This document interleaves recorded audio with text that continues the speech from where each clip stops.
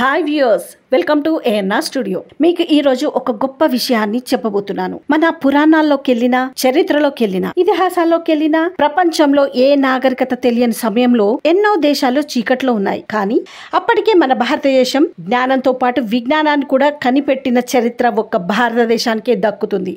అలాంటి మహామేధావులు, విజ్ఞానులను కన్నది భారతదేశం.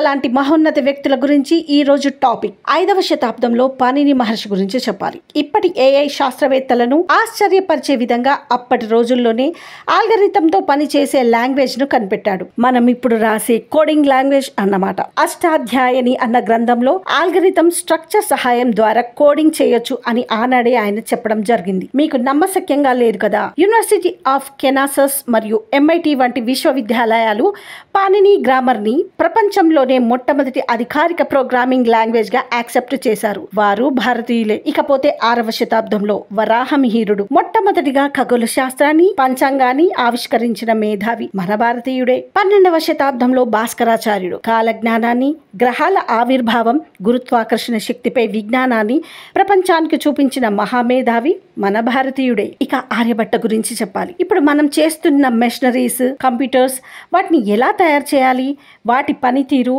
గణనా పద్ధతులు, సాంకేతిక కోడింగ్, స్పేస్ అంటే ఏంటి, గ్రహాలు, వాటి పనితీరు, క్యాల్కులేటర్, జీరో లేనిదే మొత్తం శూన్యమని చెప్పిన మన భారతీయుడే ఆర్యభట్ట.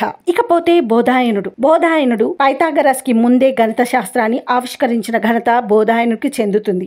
ఆయన కూడా భారతీయుడే. ఇక విక్రమ్ సారాభాయ్ పేరు విన్నారా? విక్రమ్ సారాభాయ్ ఇతను ప్రపంచం గర్వించదగ్గ అంతరిక్ష పరిశోధకుడు. అంతరిక్ష పరిశోధనలు జరుపుతున్న ఇస్రో మూల వ్యవస్థాపకుడు. 1962లో Indian National Committee for Space Research సంస్థను స్థాపించిన మొదటి భారతీయుడు. 1969లో దీనినే ఇస్రోగా మార్చారు. ఇంతటి అఖండ భారతం మన భారతం అని చెప్పుకోవడానికి ప్రతి ఒక్కరు గర్వించాలి.